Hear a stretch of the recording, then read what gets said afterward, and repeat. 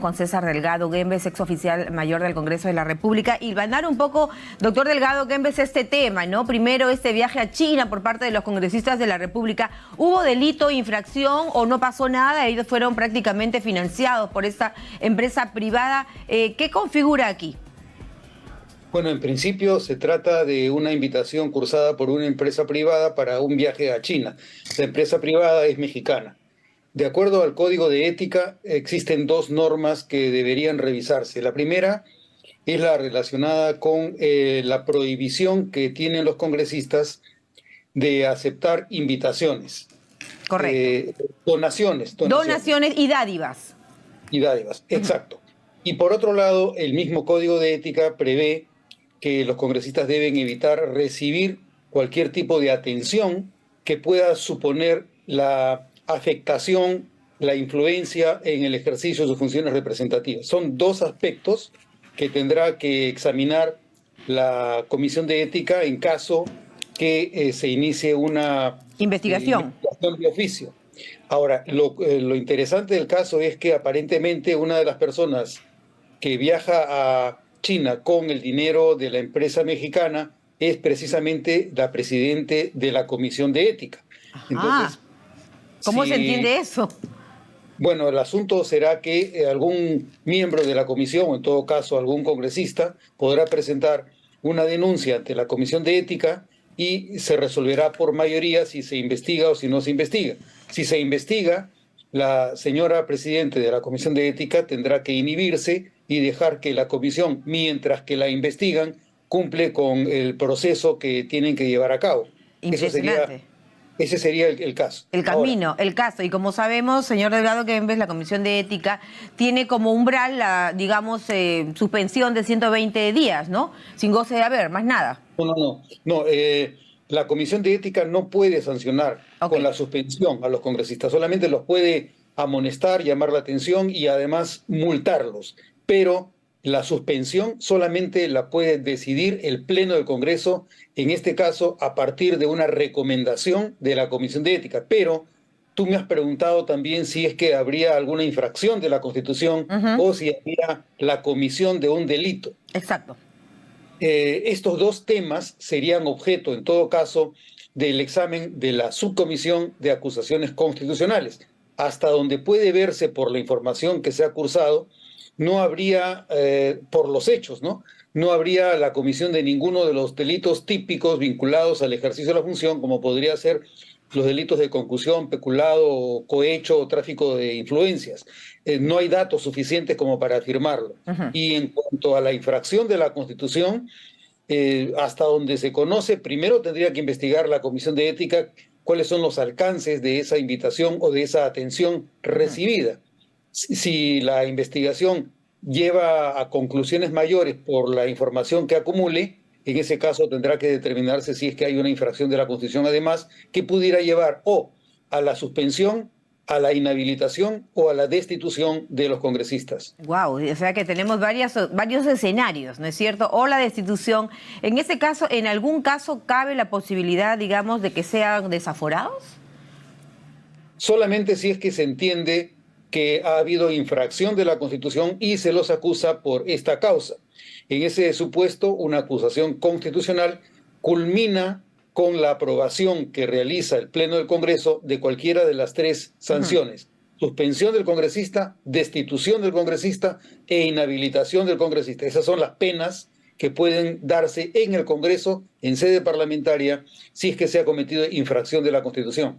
Que esa era precisamente la pregunta que le formulaba. Y quisiera saber, porque mire, la congresista Montesa señala que esto en realidad, aunque muchos congresistas pues han viajado siempre a distintos destinos y tal y cual, ¿no es cierto? Le pregunto si hay jurisprudencia en relación a estos temas y en cuanto a las sanciones. Bueno, en cuanto a sanciones sí hay bastante jurisprudencia, hay precedentes, pero en jurisprudencia respecto de casos como este, en el que un congresista haya recibido el pago del transporte y además de los viáticos para viajar a otro país, desconociéndose el vínculo que pudiera existir, el interés que pudiera tener la empresa mexicana en pagarle el pasaje a estos congresistas para que vayan a China. Si no se sabe eso, ahí hay una interrogante de naturaleza enigmática. No se sabe por qué la empresa mexicana se ha prestado para donar pasajes y viáticos de congresistas peruanos a un viaje a China. Así es. ¿A guisa de qué? Digamos, ¿a causa de qué? ¿Con qué intención? ¿Qué hay detrás de...?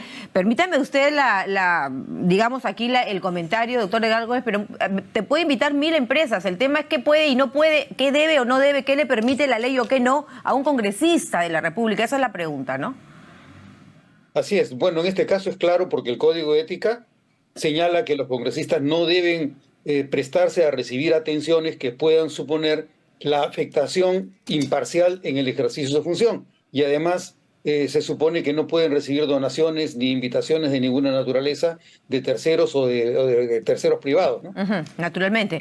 Quiero, antes que el tiempo nos gane, preguntarle también por el tema de este bono aprobado, ¿no es cierto?, por el Congreso, en el sentido de que son más o menos 4.400 soles a razón de 2.200 a trabajadores que en el primer semestre hayan formado parte del personal de confianza y que hayan trabajado por lo menos 3 meses en el despacho. ¿La legalidad, digamos, o ilegalidad de este bono era necesario? No sé, algún comentario, permítame, sobre este tema. Bueno, en principio hay que determinar cuál es la causa en razón de la cual este bono se les otorga como liberalidad solo a los trabajadores de confianza. Y la causa es que existe un acuerdo, un pacto sindical que lleva a las mesas directivas a otorgarles a los trabajadores del servicio parlamentario, no a los trabajadores de confianza, un bono mensual que asciende a algo más de 2.000 soles mensuales, como consecuencia, digo, de este pacto y de esta negociación sindical. Ese es un acuerdo al que ha llegado el sindicato del Congreso con la mesa directiva. Entonces, a partir de ese reconocimiento que se hace del bono para quienes trabajan en el servicio parlamentario, la mesa directiva ha considerado necesario, equitativo o lo que fuese, otorgarle un bono semejante a quienes no son del servicio parlamentario y quienes colaboran con los congresistas en sus despachos, en los grupos o en las comisiones. Claro, el llamado personal de confianza, ¿no es cierto? Que entiendo es un acuerdo del 13 de junio, ahorita nomás. Es el acuerdo que acaban de tomar para aplicarse esta vez esta liberalidad. No quiere decir que sea una remuneración de manera regular. Tienen que acordarlo la mesa directiva cada cierto periodo de tiempo para poder cumplir con una regulación semejante para los trabajadores del servicio parlamentario. Claro. Y lo que ha señalado también, por ejemplo, la vicepresidenta Montesa, ¿no?, es en el sentido de que esto no es nuevo, que se da en las gestiones, que se da en otras mesas directivas y que más bien es algo cotidiano en el Congreso de la República. Prácticamente ha dado a entender eso, ¿no? Bueno, no necesariamente es cotidiano, pero sí es una práctica que se ha venido observando desde que el sindicato consiguió, mediante su negociación anual, que se les otorgue un bono mensual. Como a los trabajadores del servicio parlamentario se les otorga el bono con periodicidad mensual, a los trabajadores de confianza se les presta una liberalidad similar, pero no mensualmente, sino trimestral o semestralmente. No hay nada de ilegal en esto, no hay ningún problema. Un laboralista no podría salir a decir, digamos, esto a guisa de qué o por qué, no era necesario, es ilegal, no. ¿Qué considera usted? Mira, no se está transgrediendo ninguna norma presupuestal. Correcto. El órgano competente para otorgarlo es la mesa directiva. La mesa directiva va a aplicar ese bono a partir del presupuesto previamente aprobado por el Congreso de la República y que rige para todo el Perú. O sea, tiene sustento legal. Correcto. Y es, entiendo, durante los 6 primeros meses de este año, ¿verdad? 2023. Así es correcto. Bien, gracias al señor César Delgado Gómez, ex oficial mayor del Congreso de la República, por estas anotaciones.